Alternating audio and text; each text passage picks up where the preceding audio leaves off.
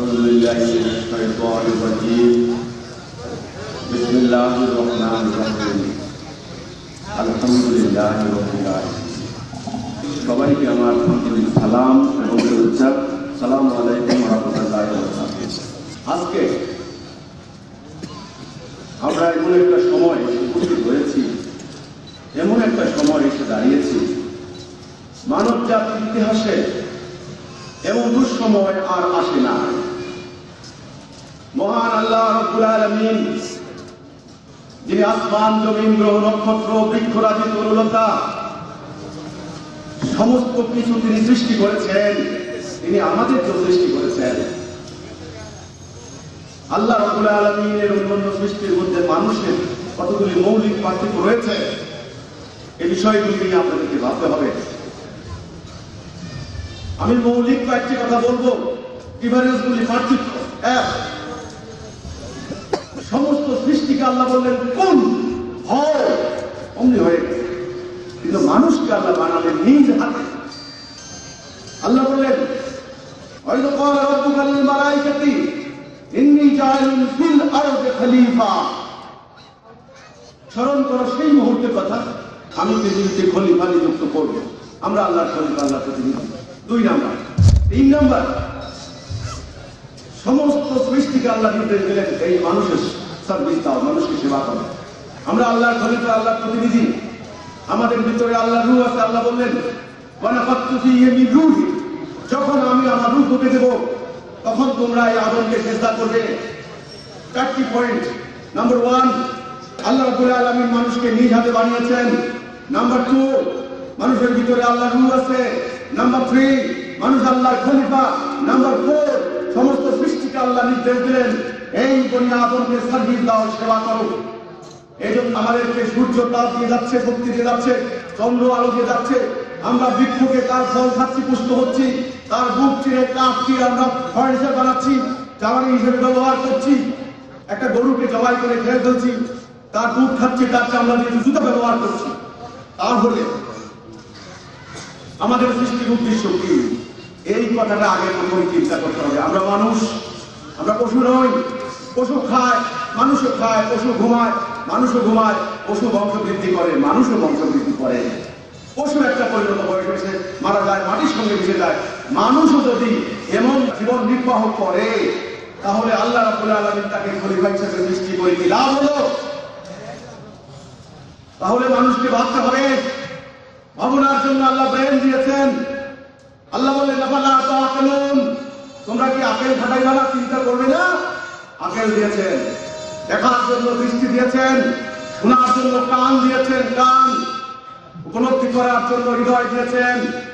যদি ব্রেন থাকার পরেও আমরা বিচার বিশ্লেষণ না করি, কান থাকার পরেও যদি আমরা না শুনি, চোখ থাকার পরেও যদি আমরা না দেখি, হৃদয় থাকার পরেও যদি আমরা উপলব্ধি না করি, তখন আল্লাহ বললেন সুম্মুন বুকমুন উমিয়ুন ফাহুম লা ইয়ারজিউন। চোখ আছে দেখে না, কান আছে শুনে না, হৃদয় আছে উপলব্ধি করে না। তখন আবার বললেন আল্লাহ উলাইকা কাল আনাম বাল হুম আদাল্লু, পশু তার থেকে নিকৃষ্ট। কারণ পশুর ভিতরে আমার রূহ নেই নাই, পশুকে আমার খলিফা হিসেবে ঘোষণা করি নাই, পশুকে আমি নিজ হাতে বানাই নাই। এই আদমের ভিতরে আমার রূহ ঢুকিয়ে দিয়েছি, এরপরেও সে পশুর মতো জিন্দেগি পার করে গেল, তার সৃষ্টির উদ্দেশ্য ব্যর্থ হলো। এই জন্য আল্লাহ বললেন জাহান্নাম আবাদান আবাদা। তাহলে আমাদেরকে ভাবতে হবে, কি ভাববো? সর্বপ্রথম ভাববো আমি মানব জাতিকে নিয়ে। আমেরিকায় কি হচ্ছে, জার্মানিতে কি হচ্ছে, ইউরোপে কি হচ্ছে, ইন্ডিয়া কি হচ্ছে, বাংলাদেশে কি হচ্ছে, সমাজে কি হচ্ছে। কেন ভাববো? আমার কি ঠেকা রয়েছে, আমার কি দরকার রয়েছে? সরকার আছে, আইন শৃঙ্খলা বাহিনী আছে, তাদেরকে বেতন দিচ্ছি, তারাই চিন্তা করবে? নো, ভাবতে হবে আমাদেরকে। কেন ভাববো? কারণ আল্লাহ রাসূল পাক সাল্লাল্লাহু আলাইহি সাল্লামের ইন্তেকালের পর 100 বছর পর থেকে এই 1400 বছরের মধ্যে সবচাইতে বিপজ্জনক অবস্থায় পড়েছে। ভাবতে হবে আপনাদেরকে মানুষ হিসেবে। আমি মানুষ, পৃথিবীর যেই প্রান্তে মানুষ আছে তারা আমার ভাই, তারা আমার বোন। সূরা নেসা 1 নম্বর আয়াতে আল্লাহ বললেন, হে মানুষ, তোমরা আল্লাহকে ভয় করো। আমি তোমাদের একজনকে সৃষ্টি করেছি, তার থেকে তার স্ত্রীকে সৃষ্টি করেছি, এই 2 জন থেকে তোমাদের সবাইকে সৃষ্টি করেছি। কাজেই তোমরা তোমাদের জ্ঞাতি বন্ধন সম্পর্কে সতর্ক থেকো। উম্মাত ওয়াহিদ, তোমরা তো এক জাতি, সাদা হতে পারো, কালো হতে পারো, ভৌগোলিক আবহাওয়ার কারণে তোমরা এক জাতি, এক উম্মাহ। তোমরা হাসরের ময়দানে এক আল্লাহর সামনে দণ্ডায়মান হতে হবে। আমি এক আল্লাহ রাব্বুল আলামিন, তোমাদের বিধানদাতা, তোমাদের হুকুমদাতা, তোমাদের রিজিকদাতা। কাজেই সমস্ত মানব জাতির কি পরিণতি আমাকে ভাবতে হবে। আজকে 40,000 অ্যাটম বোম প্রস্তুত করে রাখা হয়েছে, আন্তঃমহাদেশীয় ক্ষেপণাস্ত্র প্রস্তুত করে রাখা হয়েছে, সীমান্তে সীমান্তে সেনাবাহিনী মোতায়েন করে রাখা হয়েছে। যেই কোনো মুহূর্তে একটা হাতে নিশানায় ধ্বংস হয়ে যেতে পারে মানব জাতি, পুরো মানব জাতি। তখন কেউ থাকবে না, কোনো ধর্মের পরিচয় থাকবে না। তারপরে মুসলমান নামক এই জাতি, যেই জাতিকে স্বয়ং রাসূল পাক সাল্লাল্লাহু আলাইহি সাল্লাম নিজে তৈরি করলেন। আমাদের এক আল্লাহ, এক রাসূল, এক কোরআন, এক উম্মাহ, উম্মতে মুহাম্মাদী। আজকে আমরা হাজার হাজার লক্ষ লক্ষ ফিরকা মাযহাব বিভক্ত। আমরা আজকে 150 কোটি, আমাদের লক্ষ লক্ষ আলেম, লক্ষ লক্ষ মুফতি, লক্ষ লক্ষ আল্লামা, লক্ষ লক্ষ হাফেজে কোরআন, আমাদের লক্ষ লক্ষ মসজিদ মাদ্রাসা, আটলান্টিক থেকে ইন্দোনেশিয়া পর্যন্ত সারা পৃথিবীতে শুধু মার খাচ্ছি আমরা, মার আর মার। অথচ আল্লাহ রাব্বুল আলামিন বললেন, খায়রা উম্মতি উখরাত লিন-নাস তা'মুরুনা বিল মা'রুফ ওয়া তানহাউনা আনিল মুনকার। তোমরাই তো শ্রেষ্ঠ জাতি, তোমাদের উত্থান ঘটানো হয়েছে। মানব জাতির সৎ কাজের আদেশ দিবে, অসৎ কাজ থেকে নিষেধ করবে। এ বললাম মানব জাতির অবস্থা, মুসলমান নামক জাতির অবস্থা। এখন আমার বাঙালি জাতির অবস্থা। 1971 সালে পাকিস্তানি স্বৈর শাসনের বিরুদ্ধে আমরা রক্ত দিয়ে দেশ স্বাধীন করেছিলাম। গত 45 বছরে আমরা দেখেছি রাজনীতির নামে হানাহানি, ধর্মের নামে দাঙ্গা, এই দেশে সাম্প্রদায়িক সংঘাত সৃষ্টি করে দিয়ে এই দেশ থেকে একটা মুহূর্তের জন্য ঐক্য হতে দেয় নাই। এখন শুরু হয়েছে এই মাটি নিয়ে ষড়যন্ত্র। কাজেই ভাবতে হবে মানব জাতিকে নিয়ে, মুসলমান নামক জাতিকে নিয়ে, বাঙালি জাতিকে নিয়ে। আমি মানব জাতির অংশ, আমি মুসলমান, আমি আল্লাহকে বিশ্বাস করি, আমি কিতাবকে বিশ্বাস করি। হাসরের ময়দানে আমাকে আল্লাহর সামনে দণ্ডায়মান হতে হবে। আমার নাস্তিক হওয়ার কোনো সুযোগ নাই। কোন জাতি রেখে গিয়েছিলেন রাসূলুল্লাহ? আজকে আমরা কোন জাতি? আমাদের এই পরিণতি কেন? কেন আজ আমার বোনকে রক্ষা করতে পারছি না?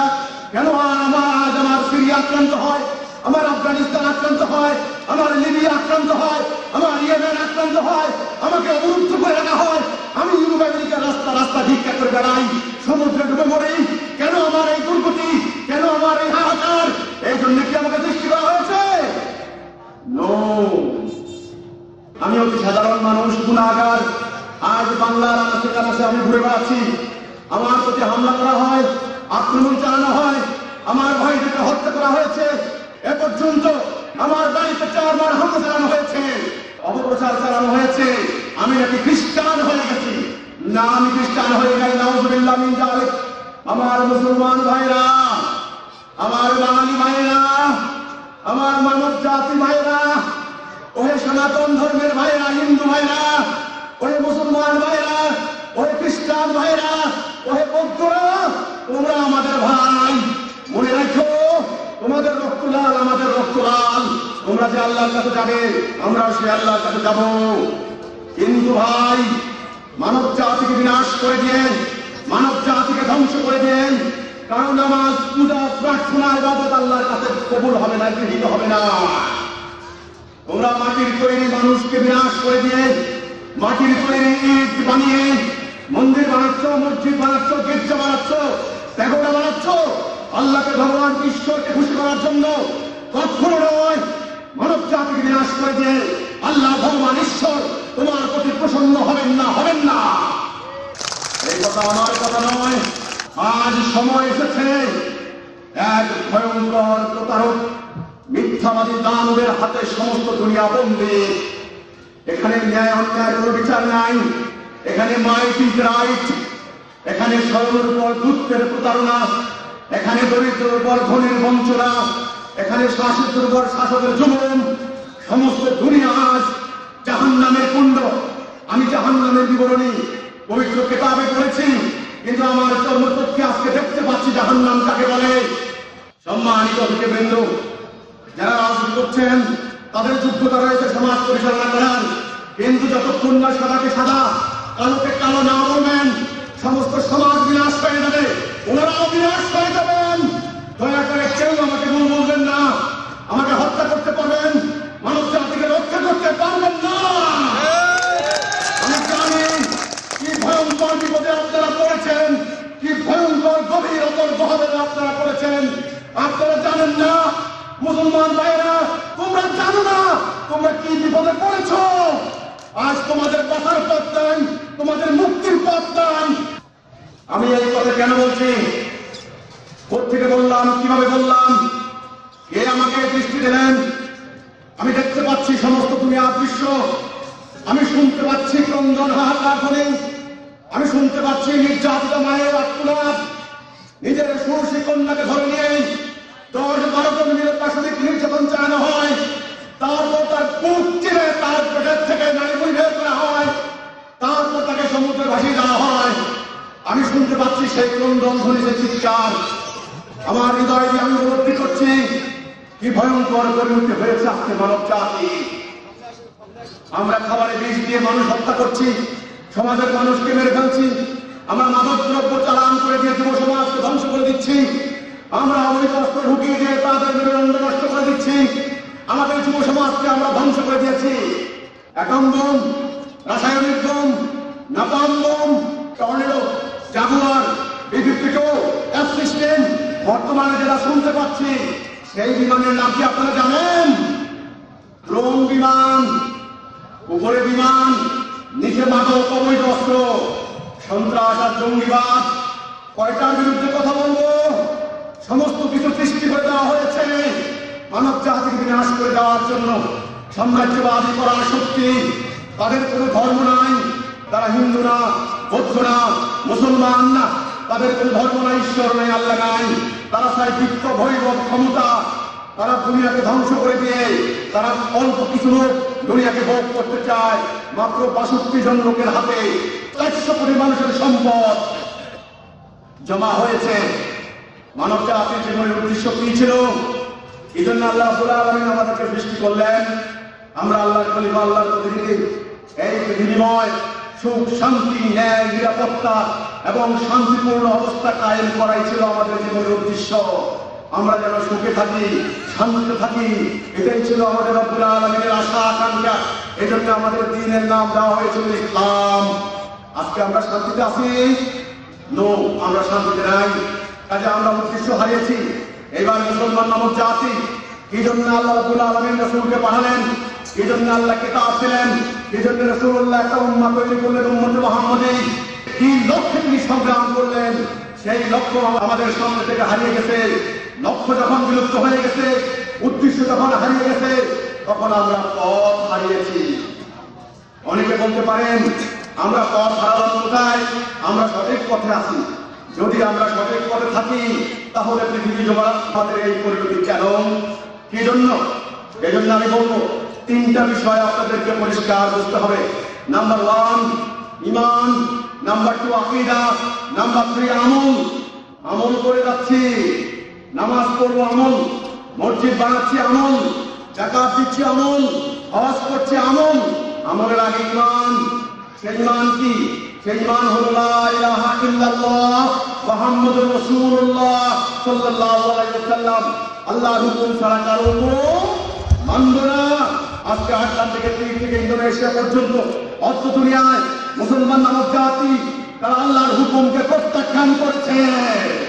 তারা সাম্রাজ্যবাদী, তারা শক্তির আদর্শকে গ্রহণ করে নিয়েছে, তাদের দৃষ্টিভঙ্গিকে গ্রহণ করে নিয়েছে, তাদের জীবন ব্যবস্থাকে গ্রহণ করে নিয়েছে।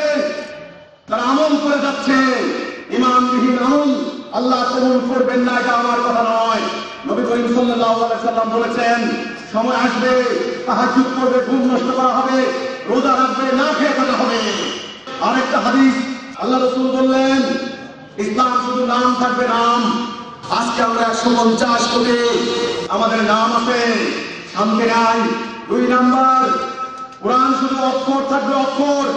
আজকে সারা দুনিয়াময় পবিত্র কোরআনের কোটি কোটি কপি হচ্ছে, প্রায় সকল ভাষায় অনুবাদ হচ্ছে, কোরআনের তফসির হচ্ছে, ব্যাখ্যা হচ্ছে, ওয়াজ করছেন, মাহফিল করছেন, হাফেজে কোরআন হচ্ছেন। সারা দুনিয়াময় আল্লাহর কোরআনের কোনো হুকুম চলে না, তার কোনো শিক্ষা চলে না। 3 নাম্বার, মাসাদিহিতু মামিরাতু ওহিয়া খারাবু মিনাল হুদা। মসজিদগুলো হবে লোকের লোকারণ্য, সেখানে হেদায়েত থাকবে না। হেদায়েত শব্দের অর্থ হলো রাইট ডাইরেকশন, সঠিক পথ নির্দেশনা, গন্তব্যে যাওয়ার জন্য সঠিক পথ। 2টা জিনিস পরিষ্কার বুঝবেন, একটা হলো গন্তব্য উদ্দেশ্য, আর একটা হলো সঠিক পথ। আপনি ঢাকা যাবেন, আগে গন্তব্য ঠিক করেন, ঢাকা কেন যাবেন, এজন্য যাবেন, তারপরে সঠিক পথ ধরবেন। পথ যদি ভুল হয় জীবনের গন্তব্যে পৌঁছতে পারবেন না। আমরা পথ হারিয়েছি, সেই পথ হচ্ছে হিদায়াত, রাইট ডাইরেকশন। এজন্য সূরা ফাতিহার মধ্যে আল্লাহ বললেন, ইহদিনাস সিরাতাল মুস্তাকিম, সিরাতাল মুস্তাকিমে আমাদেরকে হিদায়াত দাও। হিদায়াত মানে সঠিক পথ। গায়রিল মাগদুবি আলাইহিম ওয়ালাদ-দাল্লিন, সেই পথে আল্লাহ আমাদেরকে নিও না। পথভ্রষ্টতার মধ্যে যারা অভিশপ্ত হয়েছে, যারা মালাউন হয়েছে, তাদের দলে আমাদেরকে নিও না আল্লাহ রাব্বুল আলামিন।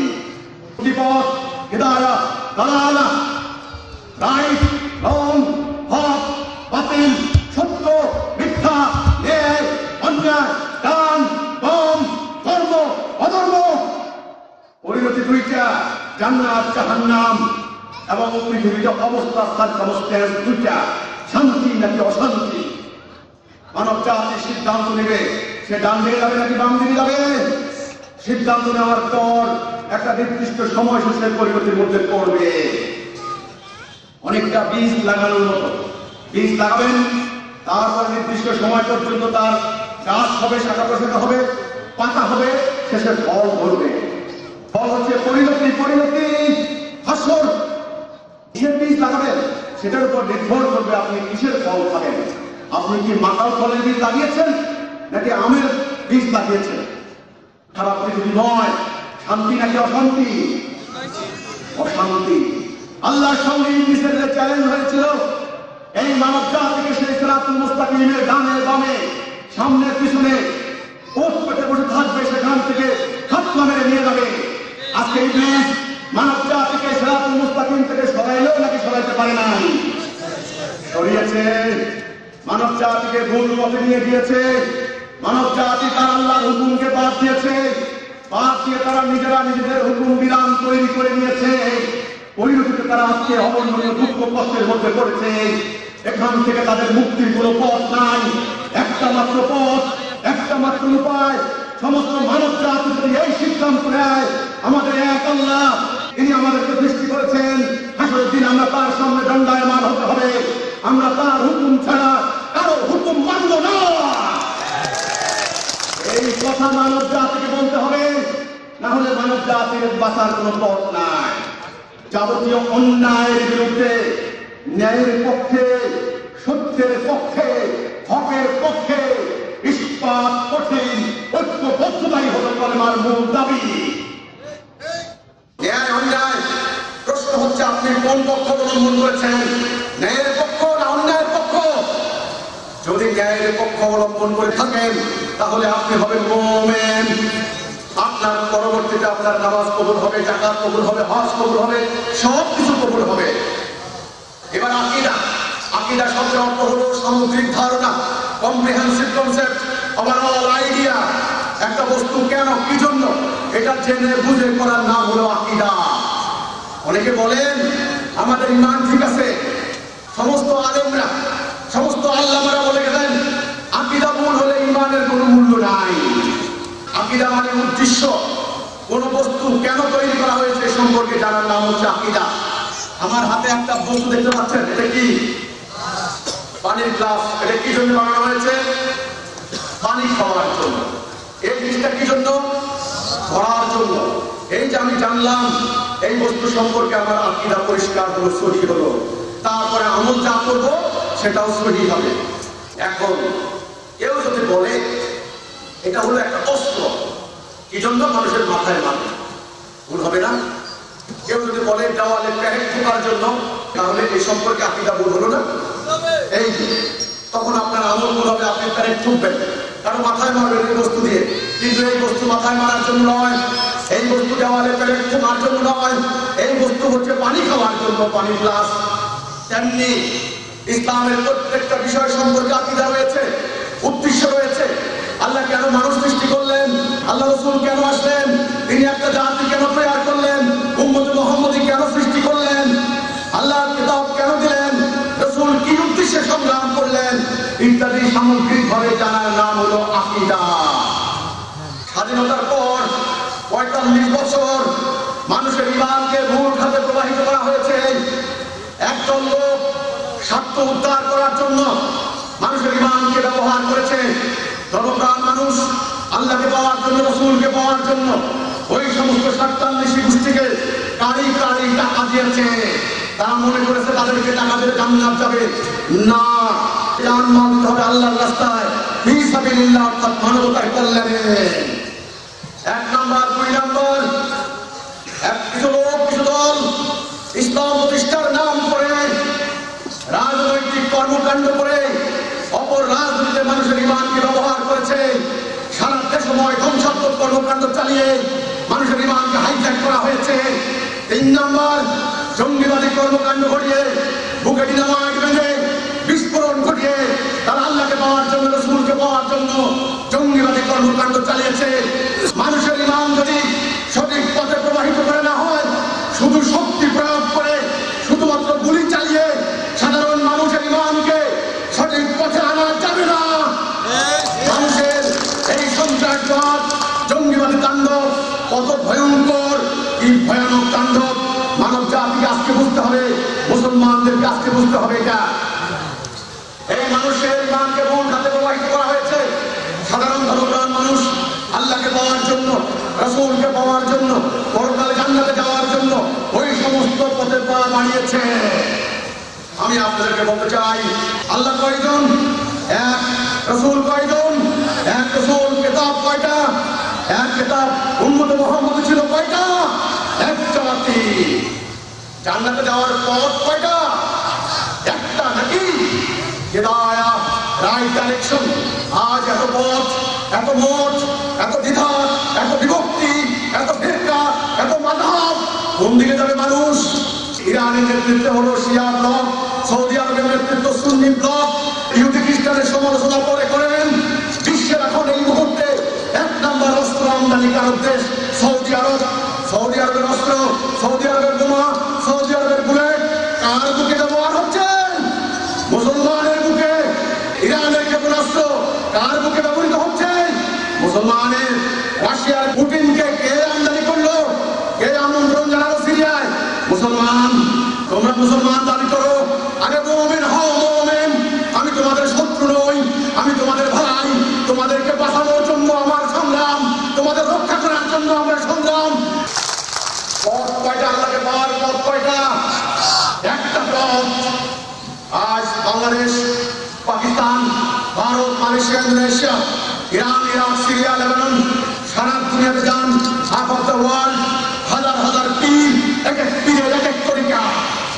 ২ নাম্বার, যারা রাজনীতি করছেন, এক এক দলের এক এক কর্মসূচি, সবাই ইসলাম প্রতিষ্ঠা করবেন। ৩ নাম্বার, জঙ্গিবাদী কর্মকাণ্ড যারা ঘটাচ্ছেন, তাদেরও এক এক দলের এক এক দৃষ্টিভঙ্গি। কেউ বলে ব্যাংক ডাকাতি করা যায়, এই মুহূর্তে যায় আছে, চল ডাকাতি করি। কেউ বলে পুলিশ আর্মি এগুলো মেরে ফেলা, এগুলো মারতে পারলে জান্নাত। কেউ বলে বুকে ডিনামাইট দিয়ে মরে যা, মরে গেলেই তুই জান্নাত। এক এক দলের এক এক মত। প্রত্যেকে কোরআন দেখাচ্ছেন, হাদিস দেখাচ্ছেন, আর পাড়ায় পাড়ায়, মহল্লায় মহল্লায় কি অগণিত আছে সেটা আপনারা জানেন। এ এখন বাঁচাবে এই জাতিকে, এ রক্ষা করবে এই জাতিকে, কে পথ দেখাবে এখন এই জাতিকে? এই জাতির আর বাঁচার কোনো পথ নাই। তারা নিষেধাজ্ঞা আরোপ করেছে, তোমরা আমাদের আমেরিকা, ইউরোপে আসতে পারবে না। আমরা যেতে হবে। আমাদের প্রভু এখন আল্লাহ নন, আমাদের হুকুমদাতা এখন আল্লাহ নন, আমাদের রেজেক্টদাতা আল্লাহ নন, আমাদের প্রভু তারা। গত ৩ শতাব্দী পূর্বে আমরা তাদের গোলাম হয়ে গিয়েছিলাম। এখনো গোলামের জিঞ্জির মুক্ত হয় নাই। পায়ের নিচের তাদের তাদের মাথার উপরে কোনো ছাদ নাই। মুসলমান জাতিকে উদ্ধারের, মানব জাতিকে রক্ষার তথা আমার প্রিয় জন্মভূমি বাংলাদেশ, যেই বাংলার মাটিতে আমি শ্রদ্ধা করি, যেখানে আমাদের পূর্বপুরুষের অস্থিমজ্জা মিশে আছে, এই বাঙালি জাতিকে বাঁচার জন্য সঠিক পথ নির্দেশনা আমরা পেয়ে গেছি ইনশাআল্লাহ। সিরিয়ার মুসলমানরা বাঁচতে পারে নাই, ইরাকের মুসলমানরা বাঁচতে পারে নাই, আফগানিস্তান দেশ রক্ষা করতে পারে নাই, লিবিয়া রক্ষা করতে পারে নাই। আমি বলে রাখি, ওই পরাশক্তি সাম্রাজ্যবাদীরা তোমাদের জঙ্গি বিমান থাকতে পারে, তোমাদের অ্যাটম বোম থাকতে পারে, আমাদের আছেন আল্লাহ রাব্বুল আলামিন, তিনি আমাদের সঙ্গে ওয়াদা দিয়েছেন। আল্লাহু ওয়ালিউল্লাযিনা আমানু, আল্লাহ মুমিনদের ওয়ালি, অভিভাবক, গার্ডিয়ান। মুমিনদেরকে রক্ষা করা আমার দায়িত্ব, আমার হক। আমরা যদি মুমিন হতে পারি ইনশাআল্লাহ, প্রয়োজনে এই মাটিতে জীবন দেব, তবু উদ্বাস্তু শিবিরে যাব না। আমি জানি এই ঘুম ঘুম নয়, এই সুখ সুখ নয়, এই দিনে দিন নয়, দিন আরো আছে। এখন যদি সচেতন না হন, সজাগ না হন, উদ্বাস্তু শিবির, নারীর ইজ্জত থাকে না, পুরুষের সম্মান থাকে না, বাড়িঘর থাকে না, শুধু গোলাম আর গোলাম, গোলামি আর দাসত্ব আর দাসত্ব। এই দাসত্বের নিগড়ে আবদ্ধ হয়েছিল ইহুদি জাতি। আল্লাহ রাব্বুল আলামিন ইহুদি জাতিকে গজব দিয়েছিলেন, লানত দিয়েছিলেন। দুর্ভাগা হতভাগা মুসলমান নামক জাতি, যেই জাতিকে তৈরি করলেন রহমতুল লিল আলামিন, যিনি মানব জাতির মুকুটমণি, মাকামে মাহমুদা আল্লাহ রাব্বুল আলামিন যার জায়গা দিয়েছিলেন, সেই রাসূল পাক সাল্লাল্লাহু আলাইহি সাল্লাম অক্লান্ত ত্যাগ, কুরবানি, সংগ্রামের বিনিময়ে, জালিল কদর সাহাবীদের রক্তের বিনিময়ে, যারা বাড়ি ঘর, স্ত্রী, পুত্র, সহায় সম্বল, ক্ষেত খামার সমস্ত কিছু ত্যাগ করে দিয়ে এই দিনের পতাকা সর্বত্র প্রতিষ্ঠা করেছিল, সেই জাতি সেই আদর্শ ত্যাগ করেছে, সেই পথ ত্যাগ করেছে। আল্লাহ বললেন, ওমান লাম ইয়াকুম বিমা আনজালাল্লাহি ফাউলাইকা হুমুল কাফিরুন, যারা আল্লাহর হুকুম মানে না তারা কাফের, তারা ফাসিক, তারা জালেম। ওয়াতাসিমু বিহাবলিল্লাহি জামিআন ওয়া লা তাফাররাকু, তোমরা ঐক্যবদ্ধ হও, আলাদা হইও না। কিসের উপর ঐক্যবদ্ধ হওয়া? মান ক্বালা লা ইলাহা ইল্লাল্লাহ ফাদাখালাল জান্নাহ, যে বলল লা ইলাহা ইল্লাল্লাহ সে জান্নাত যাবে। এই কলেমাতে এখন ঐক্যবদ্ধ হতে হবে, কারণ মানুষের ইহকাল যেমন পরকাল তেমন, দেহ যেমন আত্মা তেমন। আমি পরকালে আমার আল্লাহর সামনে দণ্ডায়মান হতে হবে। আমি এমন কাজ করতে পারি না যেই কাজ আমার মানুষ অশান্তি পায়, পরকালে আল্লাহ রাব্বুল আলামিন এটার জন্য আমাকে গুনাহ দিবেন। মুমিনের কাজ হবে ইহকাল এবং পরকাল, এই দুনিয়া এবং ওই দুনিয়া। আমাদের লেবাসে ভুল ধরে কে?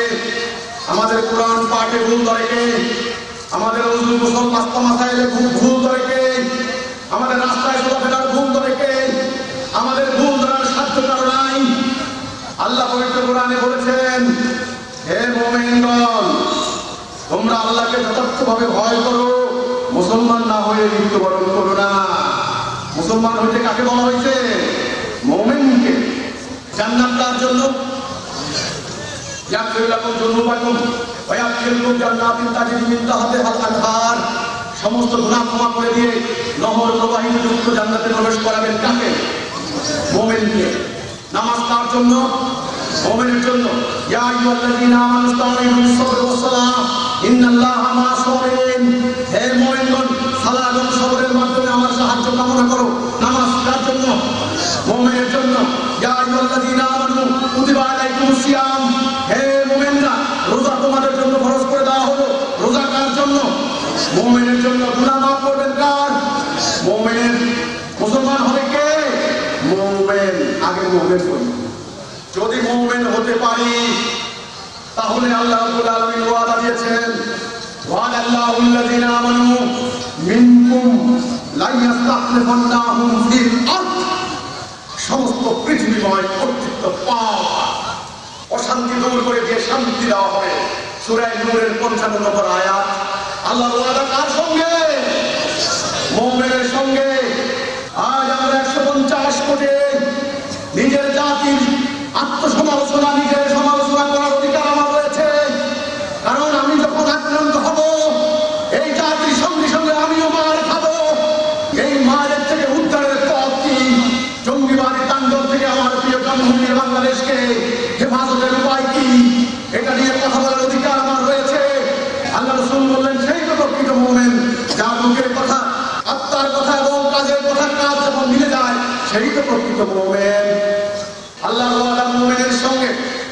বললেন তোমরা ভয় পেও না, তোমরা নিরাশ হয়েও না, তোমরা হতাশ হয়েও না, তোমরা বিজয়ী হবে যদি তোমরা মুমিন হও। ইন কুনতুম মুমিনিন, কাফেররা যদি তোমাদের মোকাবেলায় দাঁড়ায় তোমরা বিজয়ী হবে, আমি তোমাদের সঙ্গে থাকবো। আল্লাহু মাআকুম, আমি তোমাদের সঙ্গে আছি, সঙ্গে থাকবো। তাহলে দুনিয়াতে কর্তৃত্ব কার? মুমিনের। শান্তিকার? মুমিনের। জান্নাতকার? মুমিনের। আল্লাহ রাসূল পাক সাল্লাল্লাহু আলাইহি সাল্লাম আরবের আইয়ামে জাহিলিয়াতের ওই সমাজের মানুষগুলিকে তিনি পাল্টাই দিলেন, তিনি মুমিন বানিয়ে দিলেন। মুমিন যেই মানুষগুলি হানাহানি মারামারি করতো তারা ভাই হয়ে গেল। যেই মানুষগুলি অভাবের কারণে অজ্ঞান হয়ে পড়ে থাকতো, উটের পিঠে খাবার বোঝাই করে নিয়ে নিয়ে ঘুরতো, নেওয়ার মতো কেউ ছিল না। রাস্তায় কোনো মূল্যবান দ্রব্য সামগ্রী করে থাকতে নেওয়ার মতো কেউ ছিল না। তাহলে ভদ্রে কেউ অপরাধ করে ফেললে রাসূলুল্লাহর কাছে এসে বলতো, ইয়া রাসূলুল্লাহ, আমাকে শাস্তি দিন, আমি গুনাহ করেছি, আমি মুক্তি চাই। কোন অপরাধীকে ধরে আনার জন্য পুলিশের প্রয়োজনীয়তা ছিল না। জ্ঞানে বিজ্ঞানে সামরিক শক্তিতে নতুন নতুন বৈজ্ঞানিক প্রযুক্তিতে আমরা হয়ে গিয়েছিলাম শিক্ষকের জাতি। হাফ অফ দ্য ওয়ার্ল্ড, আমরা ছিলাম শান্তিতে। মানব জাতিকেও আমরা শান্তি দিয়েছিলাম। তৎকালীন দুইটি সুপার পাওয়ার রোমান সাম্রাজ্য এবং পারস্য সাম্রাজ্যকে আমরা একটা টাইম স্ম্যাশ করে দিয়েছিলাম। আমরা এখন সেই জাতি, এক টুকরা মাটি রক্ষা করতে আমরা পারি না। আমার জাতির মধ্যে লক্ষ লক্ষ আলেম ব্যক্তিগতভাবে থাকতে পারেন, ওলামা থাকতে পারেন, আল্লামা, ডাক্তার, ইঞ্জিনিয়ার, আইন বিশেষজ্ঞ, কিন্তু জাতি হিসাবে ভাই আমরা মুমিন না। মুমিনের খাতা থেকে আল্লাহ আমাদের নাম কাটিয়ে দিয়েছেন, কেটে দিয়েছেন শত শত বছর পূর্বে। আমরা এখন পুরুষ, আল্লাহকে প্রতারিত করা যায় না। আল্লাহ বললেন আমাকে প্রতারিত করতে পারবে না, তোমরা নিজেরাই প্রতারিত হবে, নিজের পায়ে নিজে কুড়াল মারবে। ওয়াল্লাযী আরসালা রাসূলাহু বিল হুদা ওয়া দীনিল হক লিইয়ুযহিরাহু আলা দ্দীনি কুল্লিহি ওয়া কাফা বিল্লাহি শাহীদা ওয়ালাউ কারিহাল মুশরিকুন। কোরআনে কি আল্লাহ বলেননি হিদায়াত এবং সত্য দ্বীন দিয়ে আমার রাসূল পাঠিয়েছি অন্য অন্য সমস্ত দ্বীনের উপর এটাকে বিজয় দান করার জন্য? তোমার দ্বীন পরাজিত, তোমার জাতি লাঞ্ছিত, অপমানিত, দাসত্বের শৃঙ্খলে আবদ্ধ। তুমি আজ কিসের অহংকার করছো? কার কাছে অহংকার করছো? ধর্মবিশ্বাসী মানুষের ইমানকে হাইজ্যাক করে নিয়ে 10 টাকা 50 টাকা রোজগার করছো। তুমি আগুন খেলো না, আগুন খাওয়া বন্ধ করো। তোমার জাতি বিপদে পড়েছে, তোমার জাতি ভয়ঙ্কর কষ্টের মধ্যে পড়েছে। রাহমাতাল লিল আলামিন হযরত বেলালকে মক্কা বিজয়ের দিন ডাকলেন। বেলাল বললেন লাব্বাইক ইয়া রাসূলুল্লাহ, বললেন কাবার উপরে উঠো। কাবার উপরে উঠালেন। কাবা কি? কাবা হচ্ছে সমস্ত পৃথিবী নয়, মুসলমানরা যাকে সামনে রেখে নামাজ পড়েন সেই কাবা। মক্কার কাফেররাও কাবা কেন্দ্রিক হজ করতো, কাবাকে ঝাড়ু লাগাইতো না, দাঁড়িয়ে যে কাবা পরিষ্কার করতো। সেই কাবার প্রতি সম্মান কি? মানুষের সফট কর্নার কি? রাসূলুল্লাহ জানতেন না? জানতেন। তিনি বেলালকে উঠালেন, বেলাল আযান দিলেন। মানব জাতির ইতিহাসে নতুন এক অধ্যায় রচিত হলো। বঞ্চিত নিপীড়িত মানুষের অধিকার কি করে ফিরিয়ে দিলেন? নির্যাতিত বেলাল, নিপীড়িত বেলাল, ক্রীতদাস বেলাল কাবার উঠে উঠিয়ে প্রমাণ করে দিলেন মানুষ উঠে, মানবতা উঠে, মুমিনের সম্মান কাবার উঠে। যিনি এসেছিলেন মানুষকে সমস্ত অন্যায়ের বিরুদ্ধে ন্যায়ের পক্ষে পরিচালিত করার জন্য, আর উম্মতে মুহাম্মদী আজ দুনিয়ার সমস্ত অন্যায়ের কাছে সারেন্ডার করেছে। যিনি এসেছিলেন মানব জাতিকে দাসত্বের কবল থেকে মুক্ত করার জন্য, আবু বকর ওমর সহ সাহাবীরা 41,000 দাসত্বকে দাসকে মুক্ত করলেন। সেই জাতি আজ নিজেরাই দাসত্বকে বরণ করে নিয়েছে।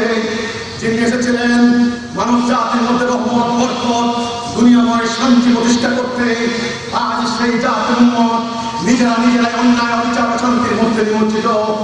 কাজে ভাই একটু থামুন, একটু দাঁড়ান, একটু বিচার বিশ্লেষণ করুন। অনেক ওয়াজ মাহফিল করেছেন, অনেক বক্তৃতা মিছিল হয়েছে, অনেক সেমিনার সিম্পোজিয়াম হয়েছে, অনেক নাটক কাব্য রচনা হয়েছে। এবার থামুন, মানব জাতি কোথায় পথ হারিয়েছে, উম্মতে মুহাম্মদী কোথায় পথ হারিয়েছে, আমাদের কি উপায় হবে? আল্লাহ বললেন রব্বানা আতিনা ফিদ দুনিয়া হাসানাতাও ওয়া ফিল আখিরাতি হাসানাতাও ওয়া কিনা আযাবান নার। হে আল্লাহ, আমাদের দুনিয়ার জীবনকে সুন্দর করে দাও, আখিরাতের জীবনকে সুন্দর করে দাও। যার দুনিয়ার জীবন সুন্দর হাসান, তার আখিরাত সুন্দর। নবী করিম সাল্লাল্লাহু আলাইহি ওয়াসাল্লাম বলেছেন আর দুনিয়া মাযরাতুল আখিরাহ, দুনিয়া হলো আখিরাতের শস্যক্ষেত্র। এই মুসলমান, আজ তোমাদের দুনিয়া শেষ হয়ে গেছে, তোমাদের দুনিয়া আজ আইনের জাহিলিয়াতে পূর্ণ হয়ে গেছে, তোমাদের সমাজ আজ অন্যায় অবিচার শান্তিতে পূর্ণ। তোমরা একে অপরকে মারার জন্য ষড়যন্ত্র করছো, হাতে বিষ দিচ্ছ, আর দুনিয়াময় সাম্রাজ্যবাদী পরাশক্তি টার্গেটে পরিণত হয়েছ। তোমাদের দুনিয়াও শেষ, তোমাদের আখিরাতও শেষ। আজকে এই কথা মনে করো না জান্নাতে যাওয়ার জন্য তোমাদের জন্য লাল গালিচা পিছিয়ে রাখা হয়েছে। না, তোমরা সেদিন শুধু হতাশ করে, শুধু আফসোস করবে। এই জঙ্গিবাদী তাণ্ডব ইসলাম থেকে সৃষ্টি হয় নাই। এই জঙ্গিবাদী তাণ্ডবের কি ক্ষতি হলো? দুইটি বড় ক্ষতি। নাম্বার ওয়ান, একে একে মুসলমান নামক দেশ ধ্বংস হয়ে যাচ্ছে, মুসলমান নামক জাতি বিরান হচ্ছে, তলাশ হচ্ছে, সমুদ্রে ডুবে মরছে, বাড়িঘর হারা হচ্ছে। এক নম্বর, আমরা গৃহ হারা হচ্ছে, সর্বহারা হচ্ছে। দুই নাম্বার, ইসলামের বদনাম হচ্ছে। আমার রাসূলের যারা পছন্দ করে না, আমার কোরআনে যারা বিশ্বাস করে না, কোরআনের প্রতি যাদের ঈমান নাই, আমার আল্লাহর প্রতি যাদের ঈমান নাই, হ্যাঁ তোমরা নাস্তিক হতে পারো, আমার কোনো আপত্তি নাই। আল্লাহ তোমাকে স্বাধীন ইচ্ছা শক্তি দিয়েছেন, কিয়ামত পর্যন্ত ইবলিসকে ক্ষমতা দিয়ে রেখেছেন তোমার রন্ধ্রে রন্ধ্রে প্রবেশ করার। দুনিয়াময় আল্লাহর হুকুমকে প্রত্যাখ্যান করিয়ে দাজ্জালের হুকুম তোমরা মেনে নিয়েছো, কাজেই তোমরা অপেক্ষা করো, তোমরা নাস্তিক হতে পারো, কোনো অসুবিধা নাই। আমরা তোমাদের বিরুদ্ধে কোনো চাপাটি মারার জন্য বলবো না। যারা এই কাজ করে তারা ভুল করে, তারা উদ্দিষ্ট হয়ে এই কাজ করতে যায়। তোমরা এই ভুল করো না, এটা গভীর ষড়যন্ত্র। আগে তোমরা ঠিক হও।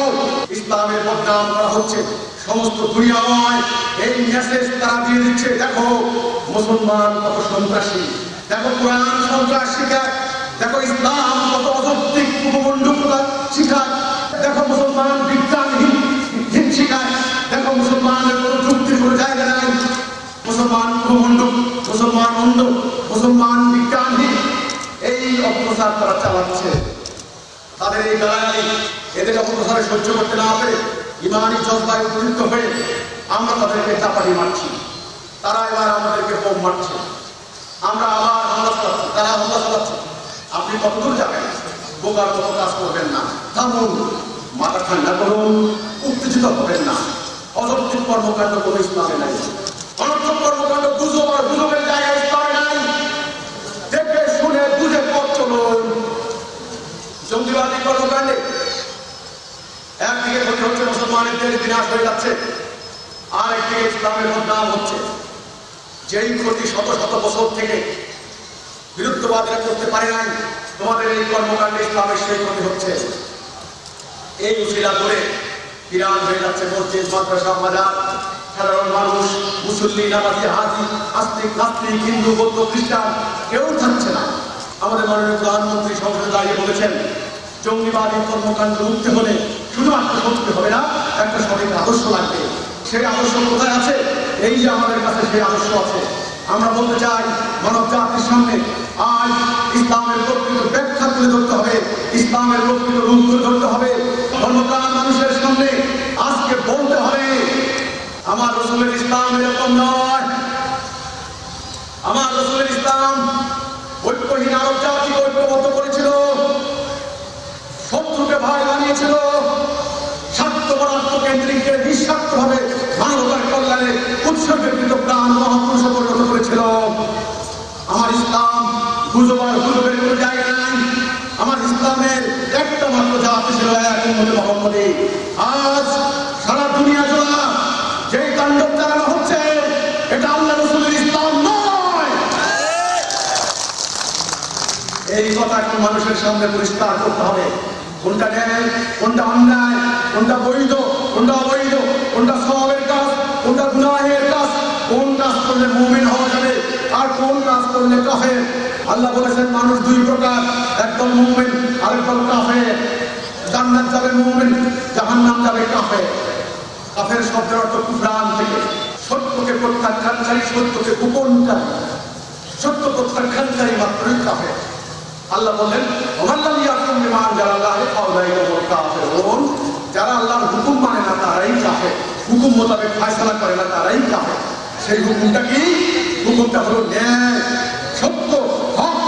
এটা অন্যায় অন্যায়, এই অন্যায়ের সঙ্গে, শিরক কুফরের সঙ্গে, তাগুতের সঙ্গে হিজরত, এটার নাম হলো বয়কট, যেটা রাসূলুল্লাহ করেছেন। কাজে মুমিন আর কাফের, ডাইন বাম, ন্যায় অন্যায়, সত্য মিথ্যা এখন আমাদের সামনে পরিষ্কার করতে হবে। মানব জাতির সামনে সেই সঠিক পথ তুলে ধরতে হবে। তা না হলে মানুষের ইমানকে হাইজ্যাক করে নিয়ে বারবার জাতি বিনাশী কর্মকাণ্ড ঘটানো হবে। আমি আপনাকে হাত ধরে ধরে 100 মাইল পথ হাঁটানোর দরকার নাই, এটা আমার পক্ষে সম্ভব না। ইনশাআল্লাহ আল্লাহ যদি আপনার দৃষ্টি ঘুরে দেন, আপনি নিজের পথ নিজে চলতে পারবেন। আর এই সত্য মিথ্যা বাছাই করার, যাচাই করার সেই জ্ঞান যদি আপনার সামনে থাকে, ইনশাআল্লাহ আপনার সেই ইমানকে কেউ হাইজ্যাক করে ভুল খাতে প্রবাহিত করতে পারবে না। আমরা হিজবুত তাওহীদ আন্দোলন সম্পূর্ণ রাজনৈতিক। অনেকে বলেন যে আপনারাও একসময় রাজনীতি করবেন। শুনেন, এখন দুনিয়াময় যে স্বার্থের রাজনীতি চলছে, এই রাজনীতি দুনিয়াতেও শান্তি দিবে না, আখিরাতেও জান্নাত দিবে না। এমন রাজনীতি করুন সেই রাজনীতি আপনাকে দুনিয়াতেও শান্তি দিবে, আখিরাতেও জান্নাত দেবে। এও আত্মা যেমন আলাদা নয়, ধর্ম আর রাজনীতি আলাদা নয়। ধর্মের প্রত্যেকে শিক্ষা ধারণ করেন।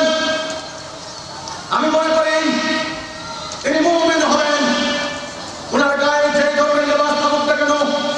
নবী করিম সাল্লাল্লাহু আলাইহি ওয়াসাল্লাম আরবের মানুষ ছিলেন, তিনি কি করেছেন, কি খেয়েছেন, কিভাবে ঘুমাতেন, কিভাবে হাঁটতেন, এটা ওনার সুন্নাহ। উনি উসওয়াতুন হাসানাহ, খুলুকুন আযীম। আমরা যত ওনাকে অনুসরণ করবো তত আমরা সওয়াব পাবো, তত মুমিন হিসাবে আমাদের মর্যাদা পাবে, আমরা পাবো আল্লাহর কাছে।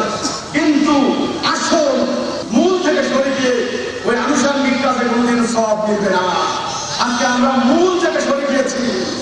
আমরা হিজবুত তাওহীদ আন্দোলন রাজনৈতিক, আমাদের মহামান্য ইমামুজ্জামান জনাব মোহাম্মদ বাইজিদ খান পন্নী, ঐতিহ্যবাহী পন্নী পরিবারের উত্তরসূরি, যেই পরিবারের ইতিহাস 5 থেকে 600 বছরের ইতিহাস। ওনারা মুগলদের বিরুদ্ধে লড়াই করেছেন। এই এলাকায়, অত্র অঞ্চলে ইসলাম ছিল না। সিলেটের হযরত শাহজালাল ইয়ামিনী রহমাতুল্লাহ আলাইহি এরকম অনেক বুজুর্গ আলেম এই এলাকায় এসেছেন সংগ্রাম করতে। তেমনি টাঙ্গাইলে এসেছেন বাবা আলম কাশ্মীরি রহমাতুল্লাহ আলাইহি। ওনাদের সঙ্গে সঙ্গে এসেছেন সুলতান। ওনারা অন্যায় বিচারের বিরুদ্ধে লড়াই করে এখানে ইসলাম প্রতিষ্ঠা করেছেন। সুলতান তাজ খান কররানী, সুলতান দাউদ খান পন্নী, সুলাইমান খান কররানী, ওনারা লড়াই করেছেন।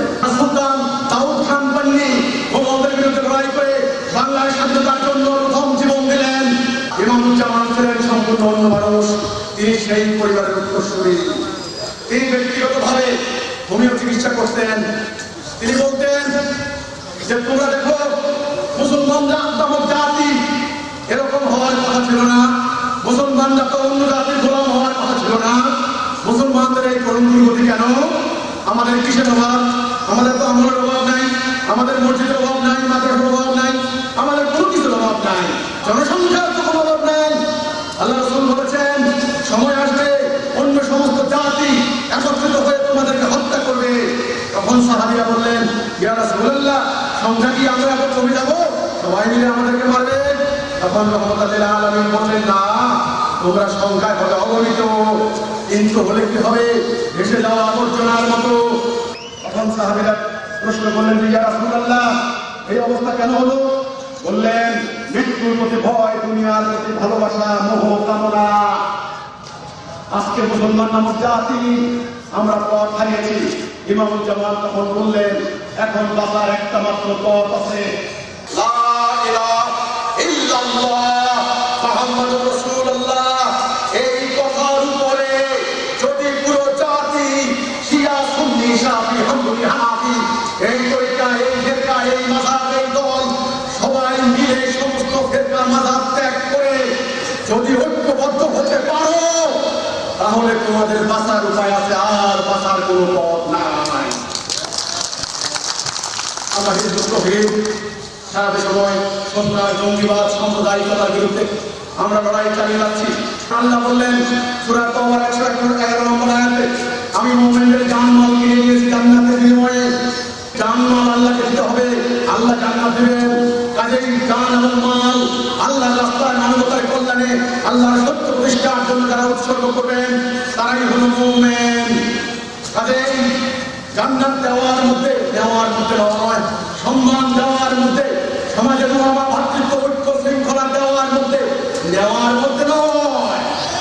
আজকের সভ্যতা সমস্ত, আমি শুধু মুসলমান বলি না, হিন্দু বলেন, খ্রিস্টান বলেন, ইহুদি বলেন, দুনিয়াতে যত ধর্ম আছে সকল ধর্ম চালু হয়ে গেছে দেওয়ার তালে, শুধু দেওয়ার দাও। কাজে মোহাম্মদ বললেন তোমরা আল্লাহর রাস্তায় কাজ করে, মানুষের কল্যাণে কাজ করে বিনিময় নিবে না, তোমরা বিনিময় নিবে আল্লাহর কাছ থেকে। 3 নম্বর, তোমরা কোনো অবৈধ অস্ত্রের সংস্পর্শে যাবে না। 4 নম্বর, তোমরা যখন কোনো কাজ করবা প্রশাসন, আইন শৃঙ্খলা বাহিনী সবাই সহযোগিতা নিয়ে কাজ করবা। কারণ এই কাজ জাতির কাজ, এই কাজ আমার একার কাজ নয়। এখানে আমার কোনো ব্যক্তি স্বার্থ নাই। জাতি বাঁচতে আমরাও বাঁচবো, জাতি বললে আমরাও মরবো। কাজেই জাতিকে রক্ষা করুন, আপনি রক্ষা পাবেন। জাতিকে বাঁচান, আপনি বাঁচবেন। স্বার্থপর আত্মকেন্দ্রিক লোকের নামাজ নাই, সমাজ নাই, কোনো জান্নাত নাই।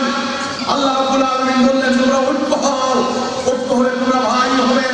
তোমরা একজন আরেকজনকে ফেলে তোমরা খাবে না, তোমার ভাই যেন না খেয়ে থাকে এমন পরিস্থিতি যেন সৃষ্টি না হয়। তারপরে তিনি বললেন হালাল উপায়ে রোজগার করবা। এই জন্য আমরা চেষ্টা করে যাচ্ছি, আমাদের সঙ্গে যারা ঐক্যবদ্ধ হচ্ছেন তাদেরকে বুঝাচ্ছি, ভাই মাদককে তোমার জীবন ধ্বংস করে দিও না। মাদক ভয়ঙ্কর জিনিস, তোমাকে শেষ করে দিবে, তোমার জীবন মূল্যবান। এটা পরীক্ষা স্বরূপ আল্লাহ পাঠিয়েছেন। হাসরের ময়দানে জবাব দিতে হবে তোমাকে, প্রত্যেকটা মুহূর্তের জবাব দিতে হবে। এই মাদক খেয়ে নিজেকে ধ্বংস করে দিও না ভাই। অবৈধ অস্ত্রের সংস্পর্শ দিয়ে পুলিশ, আইন শৃঙ্খলা বাহিনী প্রথম চেষ্টা করেন কোর্টে দিয়ে, চালান দিয়ে রক্ষা করার জন্য, কিন্তু পারে না। শেষ পর্যন্ত শক্তি প্রয়োগ করা ছাড়া আর কোনো পথ থাকে না। এই এক গভীর ষড়যন্ত্র। আপনি কাকে দোষ দেবেন?